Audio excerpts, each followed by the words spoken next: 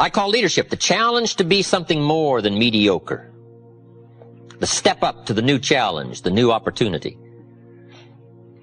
It was said of Abraham Lincoln, he was at his mother's bedside when she died, and her last words were, "Be somebody, Abe."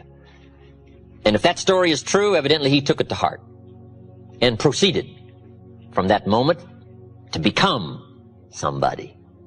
And that's the key to leadership. Inner inspection of your gifts and your skills, your integrity and your character. The outer look at how you present yourself as you appear. In some of our other lectures, we go through this whole scenario. The inside is important, but also the outside is important. When you meet somebody for the first time, first thing they're going to do is take a look. Now, sure, they're going to listen, but then they're going to take a look. Now, certainly we learn to evaluate people by more than what we see, but at first we're going to take a look. Let me quote you an ancient phrase. It says, people look on the outside, God looks on the inside. Isn't that excellent information? That's excellent information. So that might mean work on the inside for God, work on the outside for people. You say, well, people shouldn't judge you by your appearance. Well, let me give you a clue. They do. They do. You can't deal in shoulds and shouldn'ts. You got to deal in realities. Now, when people get to know you, they'll judge you by more than what they see, but at first, it's all they got to go by is what they see and what they hear. Now, sure, there's more to come, but at first, you got to pass the show up test, the challenge to be somebody. Let me just give you a brief list. Be somebody wise. There's no substitute for smart. Threats don't make up for smart. Right? Volume and shouting doesn't make up for smart. There's no substitute for smart. Be somebody strong. Strength is attractive. And there are many ways to be strong. Decision-making, character, language, right? As well as vitality and health. There's a lot of strengths, and they're all attractive. But let me give you now the refinement of leadership skills. Here it is. Learn to be strong but not rude. This is refinement. These are the extra steps to become a powerful, capable leader with wide range of reach. Some people mistake rudeness for strength. It's not even a good substitute. Next, be kind but not weak. We must not mistake weakness for kindness. Because kindness isn't weak. Kindness is a certain kind of strength. We must be kind enough to tell somebody the truth. We must be kind enough and considerate enough to lay it on the line. We must be kind enough to tell it like it is and not deal in delusions. That's a sense of kindness. Not weakness, but kindness. Next, learn to be bold but not a bully. It does take boldness to win the day, to become a leader. You got to stride out front. You got to be willing to take first arrows. You got to be willing to take first problem, first trouble, leading the way. You must boldly seize the spring. Farming is not an easy task. You must press the seeds into the soil. I think all of us would relate farming to hard work. It's hard work. Planting the seed, letting it grow, defending it against all of the encroachments of bugs and weeds. We call it not an easy task, but that's one of the best illustrations I know of life. If you want any value at all come harvest, you gotta press, you gotta be bold, you got to seize it. The high life is not for the timid and the shy. Here's the next one. Be humble but not timid. Some people mistake timidity for humility. But humility is a virtue. Timidity is a disease. It's a malady. It's an affliction. Now, it can be cured, but it is a problem. But humility is a almost godlike word, a sense of awe, a sense of wonder, a sense of dimension, a sense of understanding the distance in worth and value, an awareness of the human soul, the spirit, something unique about the human drama versus the rest of life.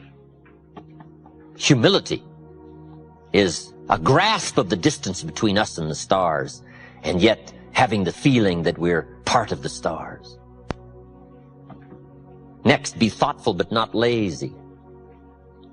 It's okay to dream, but we must not just become a dreamer. Here's a good refinement. Be proud but not arrogant.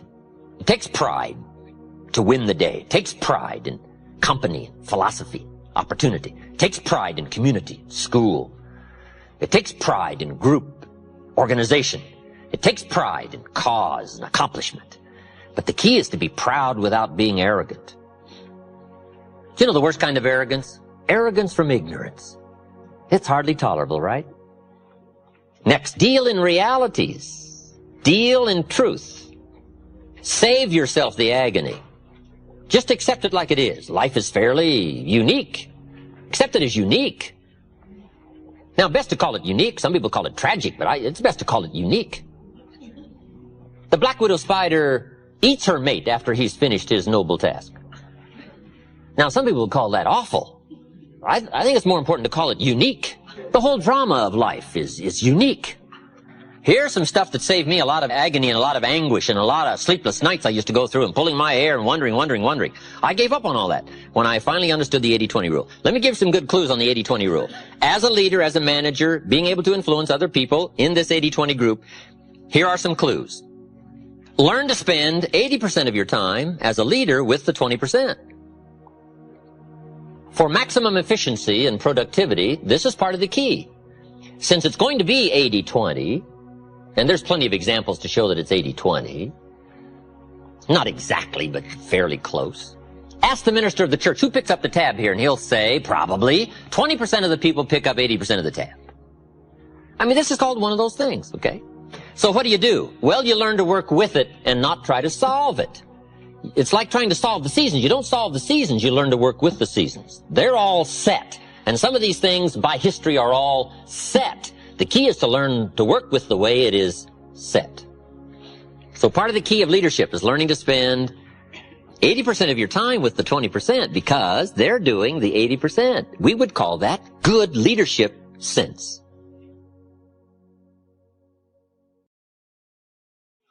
Now you say, well, how do you do that? Let me give you part of the answer in how to do that. Here it is. Spend individual time with the 20% and group time with the 80%. This is part of the answer to leadership skills. However, guess who wants your individual time? The wrong group. But that's what life's all about, right? Accepting this challenge. So now you've got to be what we call clever. And you've got to be, another key word, diplomatic. Diplomacy and strategy are two key words for leadership to understand. Diplomacy and strategy. Here's part of the diplomacy. Mary comes and says, I've got a question. You say, Mary, bring your question Saturday morning. I'm going to meet with everybody and I'll cover it then. She says, okay. Now it might not be that easy. But if you start trying to put this in perspective now, groups, you can deal with the 80% by groups and you can talk to the 20% individual. Now the pull is in the opposite direction and it always is. Now somebody says, well, I'll just fire the 80%. They're only doing 20% of the business. Well, I wouldn't fool with that. Because after you've fired the 80%, before too long, whoever is left, 20% of them will be doing 80% of the business, and 80% will be doing 20%. All right, this is not something you fire. This is something you learn to work with. The 80-20 rule, very important rule. The next subject is called the law of averages. So important to understand the law of averages. The law of averages in a personal sense is very simple. Here's what it says. If you do something often enough, you'll get a ratio of results. It's important for leaders to understand ratios. Because if you're working with people, you got to have some charts. You got to know ratios. You got to be able to evaluate your own performance, their performance. Ratios. What do we mean by ratios? Well, let's say you're in sales, you join a company and you start representing the product or the service. And you're first getting started, you talk to 10 people. 9 say, no, I wouldn't care for any. 1 says, yes, I'll take some. We call this your opening ratio. You say, well, that's not too good a ratio. Well, it all depends. Okay? But it's your opening ratio. So at first, you don't worry about what the numbers are. At first, you just get some activity going. Now, we call this very simply 1 out of 10. Now, here's what's very exciting about dealing in ratios. Once a ratio starts, it tends to continue. Now, this is some things leadership needs to know so that you're not frustrated. If you talk to 10 people, 1 says yes. If you talk to 10 more, chances excellent, you'll get another one. If you talk to 10 more, chances excellent, you'll get another one. It's uncanny. I don't even know how it works. All I know is it works. There's a lot of things you don't need to know how they work. Just work them. Right? A lot of people are studying the roots. Others are gathering the fruit. I mean, it depends on what end of this you want to get in on. It just works. It's a fascinating subject, the law of averages. Okay? Now, once you know that your ratio pretty well is in there, 1 out of 10, now you can start to compete. It is so important to compete, to test your skill against someone else's skill. What someone else can do is a pretty good insight in if you stretch what you might be able to do. So competition is a very healthy thing. Now, you've got to be very smart here.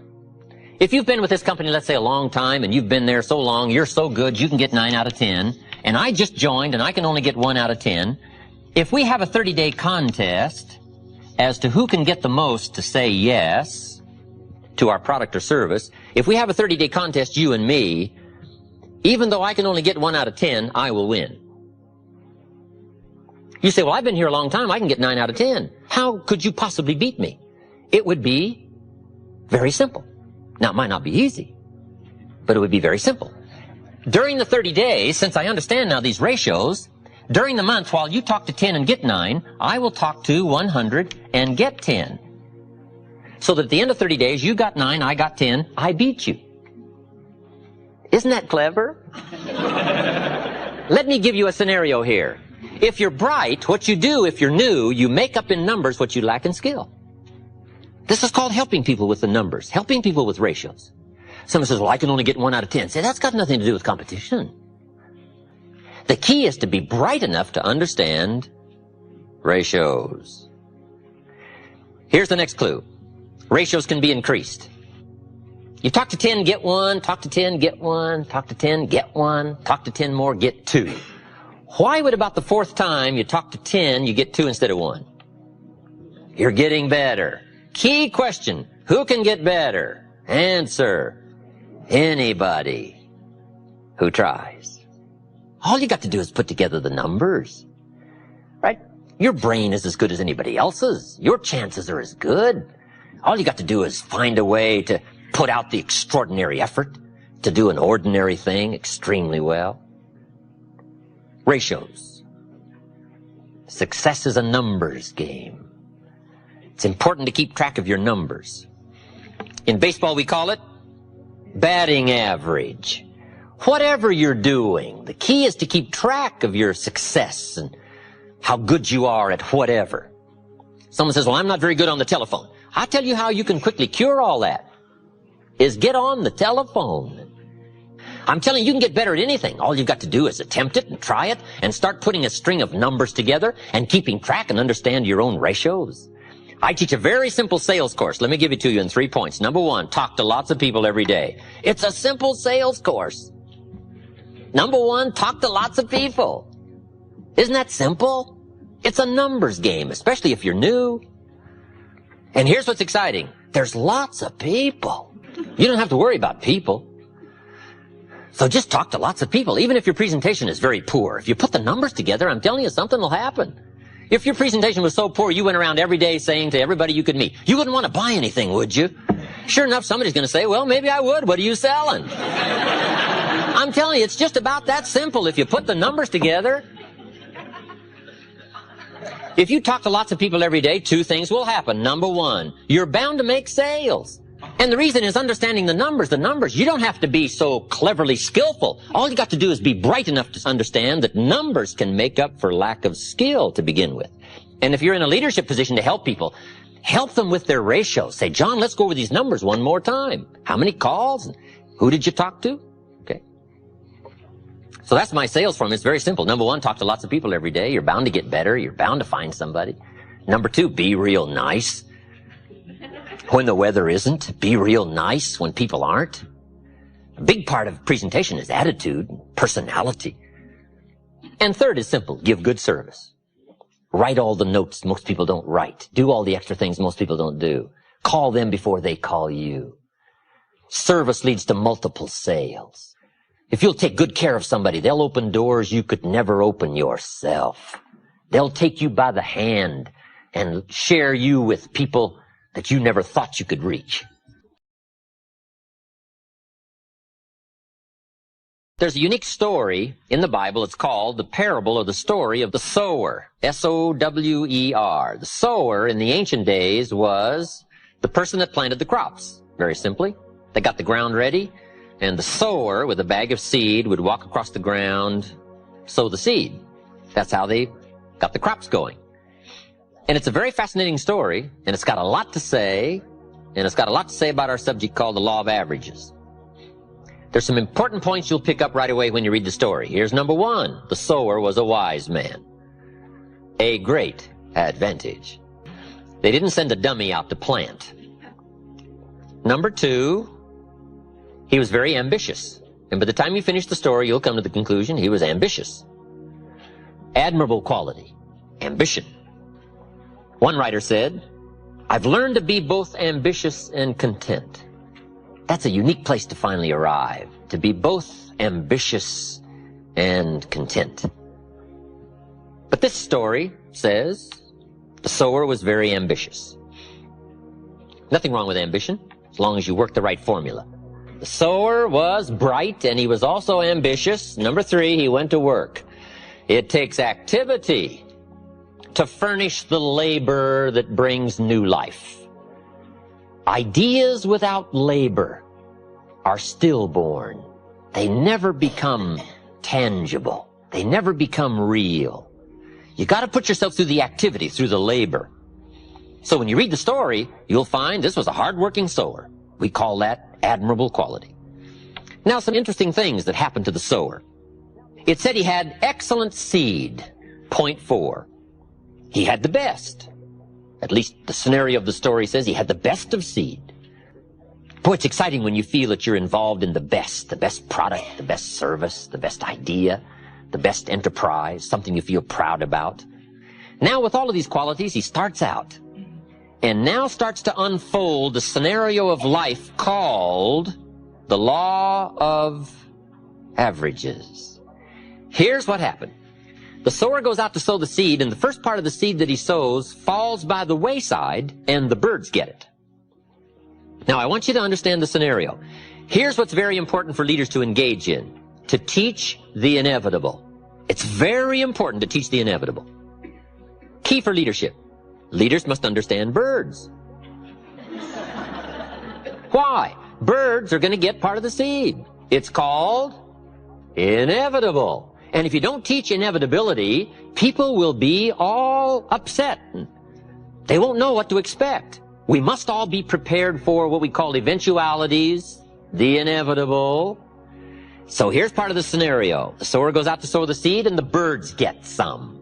He sows some more seed, and the birds get it. Now, this is a typical story of life. Is that fairly typical? Fairly typical. The birds are going to get some of the seed. Some of you building an organization, right? You're out recruiting. Say, John, I've got an important story for you to listen to. Could be the change of your life, earn some extra money, or make it a full-time venture, whatever. But come and take a look. And he says, well, I think I'm ready for something like that. Thursday night, I'll see you, and let's go through it all. You say, wonderful. Comes Thursday night. John isn't there. You say, where is John? The birds. The birds. The birds.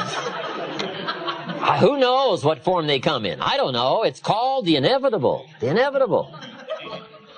His brother-in-law said, sales? You're not going to get mixed up in sales. Who told you you were a salesman? All kinds of stuff that talk people out of a good idea. I don't know. Now, when the birds get some of the seed, you got one of a couple of choices. Number one, you can chase birds. You say, well, I'll go straighten this out. Well, here's the problem if you go try chasing birds to straighten things out. You have now left the field. And the law of averages isn't going to work for you anymore till you get back to the field. This is so important to know. What to spend your time on and what not to waste your time on. The best thing to do is to spend your energy and time on the things that count and understand the law of averages. Okay? And not chase the birds, but to stay in the field. Here's what it said the wise man did. He ignored the birds, and he kept on sowing. Why? He was so bright, he understood the law of averages. Now, here was some more of his experiences. Now he keeps on sowing the seed. Now the seed falls on rocky ground, and the soil was shallow. We call this inevitable. I don't know how to miss this. This is called the stuff of life. It's so important to understand the seasons and the stuff of life and the ratios and the inevitables. This is so important, especially as a leader, so that you can help people through understanding how it is. And it said this time the seed takes root and the little plant starts to grow, but the soil is so shallow that the first hot day, the little plants wither and die. You say, wow, what a disappointment. Well, sure, you're going to be disappointed. Some people are going to try so little, even if you've got a good idea. Right. 30 days later, you say, we had this meeting, John wasn't here. So where is John? I said, I don't know. You say, well, I thought sure John had last 30 days. But he didn't. Why? It's called inevitable.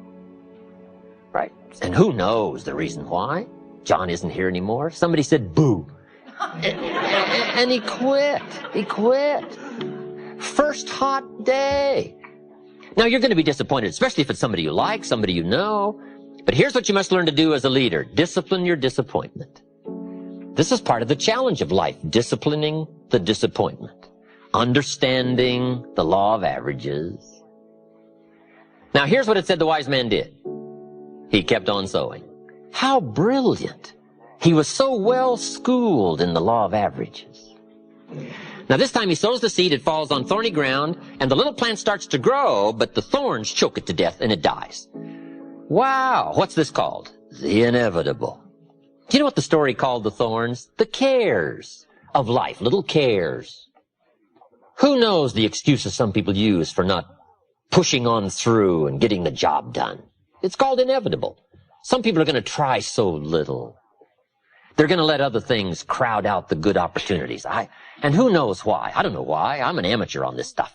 The key is to take the inevitable and take the obvious, right? Everybody should take obvious 1, obvious 2.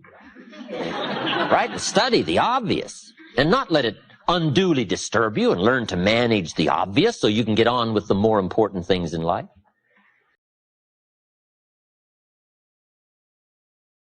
I called John up. I said, John, where were you last night? We had this meeting. John says, well, I can't make every meeting. I say, why not?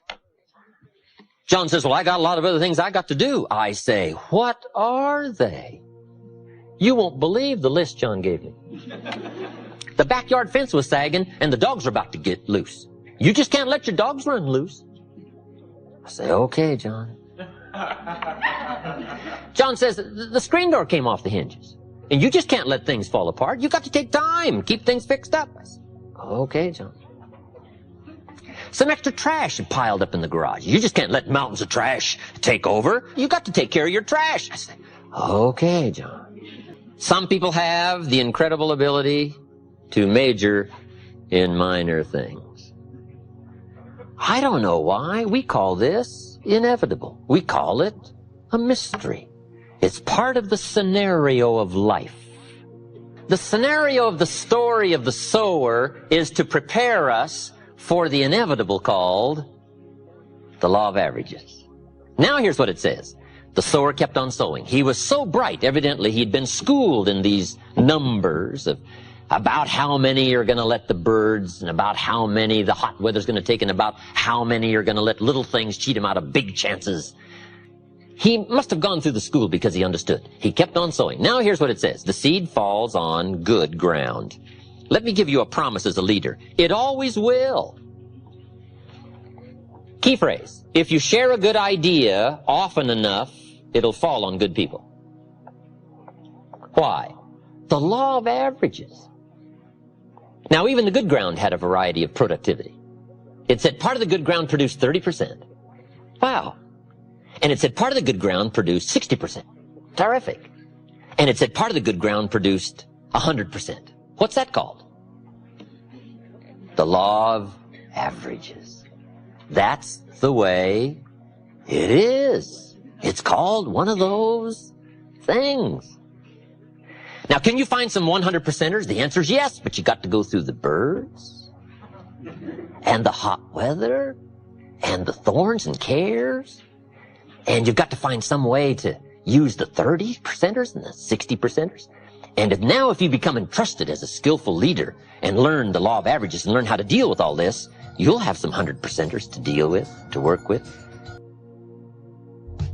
Leaders must understand the fact that there is both good and evil. It's part of the life scenario to understand good and evil. And however you wish to describe good and however you wish to frame your ideology of evil, there are a lot of ways to put it. For some people, evil is too strong a word. I don't know. This is part of your own philosophical conclusions that you have to come to in trying to evaluate this earthly struggle. Evil, good, tyranny, liberty, sickness, health, winning, losing, life, death, opportunity, tragedy. It's part of the life scenario. And all good leaders must understand this clash, this scenario, however you wish to describe it, whatever terms you wish to call it. We must understand it. Now, here's part of the understanding. Some people have sold out to the evil side. For whatever reason. You don't have to spend much time with why. All you have to do is spend time with who. I went to my 30th year class reunion a few years ago. Little small village, right, I grew up in. There was only about 150 in the graduating class. And after 30 years, almost half of the graduating class was at the reunion, which was pretty good. We had a 2-day celebration. I'm master of ceremonies. On the second day, we had a little moment to remember those who had deceased. I think there were 8. And I knew them all, so I gave a little scenario, a little story about each one. And then we took time, just a little moment of silence to remember, because some of them were very, very unique human beings, but they were gone. I thought later, 8 out of 150 after 30 years. Is that about average? Guess what I discovered? It's about average. So after 30 years out of 150, it's not will 8 be missing, it is only who will be missing. So in part of the scenario of understanding leadership, the key is to not be surprised when the inevitable occurs. Because if you become too surprised, we will call you naive. And it's very sobering as to why some have chosen to give themselves over to evil, and we call it simply one of those things. But the key to leadership is to understand, and the key to leadership is to also be alert and be bright enough to spot it and to see it. All good leaders must understand the story of the frog and the scorpion. It's one of the most important stories for a leader to understand.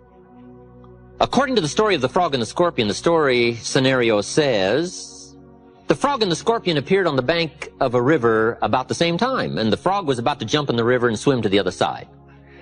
And along comes the scorpion, and he sees what's about to happen, and he engages the frog in conversation, and the scorpion says to the frog, Mr. Frog, I see that you're about to jump in the river and swim to the other side. And the frog said to the scorpion, that is correct. And the scorpion said, hey, hold it. I would like to get to the other side, but unfortunately I'm a scorpion and I can't swim. Would you be so kind as to let me hop on your back and you swim across the river and deposit me on the other side? I would be grateful. And the frog looked at the scorpion and said, no way. The frog said, you're a scorpion, and scorpions sting frogs and kill them. He said, I'd get out there halfway with you on my back and you'd sting me, and I'd die. You think I'm crazy? No way. The scorpion said, hey, hold it. With your frog brain, you're not thinking. If I was to sting you out there halfway, sure, you'd die and drown, but so would I, since I'm a scorpion and I can't swim. That'd be kind of foolish. So I'm not about to do that. I just want to get to the other side. The frog thought over that reasoning and said, that makes sense, hop on. And according to the story, the scorpion hops on the frog's back, they start across the river, and sure enough, halfway across the river, the scorpion stings the frog. The frog cannot believe what happened. And he said to the scorpion, why did you do that? I'm about to die and drown, but so are you. Why would you do that? And the scorpion said, because I am a scorpion. So all leaders must understand the story of the frog and the scorpion. There are shepherds, and there are sheep, and there are wolves. And wise leaders must understand some wolves are so clever, they've learned to dress up like sheep. But do not miss the story of the full drama of life called good and evil. It's part of the test of leadership skill. Awareness, sensitivity, understanding, knowing the scenario, and being on the alert for what is called the inevitable.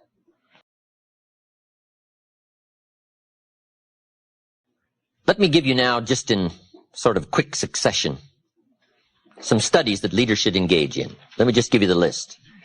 We won't expand on this, but I'm sure you can expand on it in your own good time and in your own good way.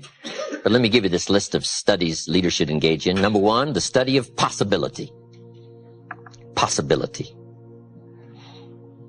It's so important for leaders to play the what-if game. What if we had enough people? What if we had refined people? What if we had leaders? What if we had a good team? What if we went to the market?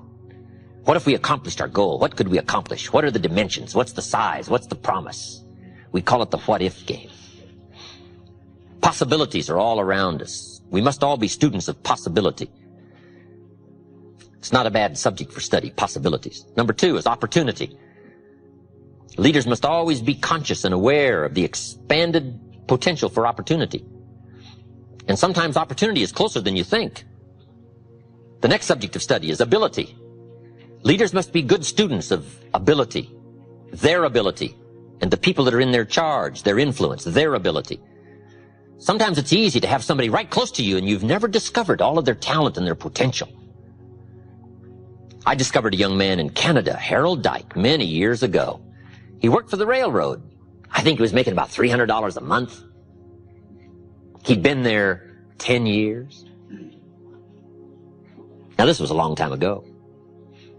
But I discovered him. He became a good friend of mine. And I recruited him. And he joined my company, joined my business. The second year he was with me, he made $45,000. And now he's a leader in the community, and he's gifted and skillful, and he's financially independent, and he's a unique gentleman. Now, the railroad had him for 10 years.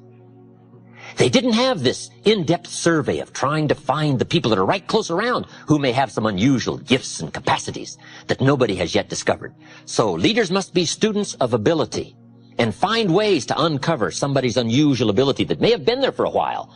And you've just got to find a way to uncover all of that. Part of the key to leadership. Subject number 4, inevitability. All of us should be students of inevitability. Without kidding myself, if I keep up my current daily practices, where will it take me in 10 years without being disillusioned? I don't want to just cross my fingers and walk the wrong road. I got to learn to look into the future called inevitable. Inevitability is being 200 feet from Niagara Falls in a little boat with no motor and no oars. It's called It's Over. Now, the key to that tragic story and scenario is, what a tragic place to find yourself. If somebody would have painted you this scene when you were still upstream and painted the roar of the falls in your mind and would show you what a tragic place it is, you might not have drifted this far into what we call now the inevitable. We've got to help people by painting the roar of the falls long before they get 200 feet in a little boat with no motor and no oars. You say, well, the roar of the falls is a long ways off. Yes, but the people that are around you are drifting. And by perception, you've got to see it. And you've got to level, and you've got to speak the truth so that you can give them alternate choices while there are still alternate choices. It's called the gift of leadership, helping people in life change, career change, helping people in thinking change, helping people with attitude change, to paint the inevitable. It's a key to leadership. Number 5, an important subject for leaders to study is called rationality. Being able to rightly conclude based on information. A rational, sensible course. I've got a good clue for you. Make sure what you do is the product of your own conclusion. Take advice but not orders.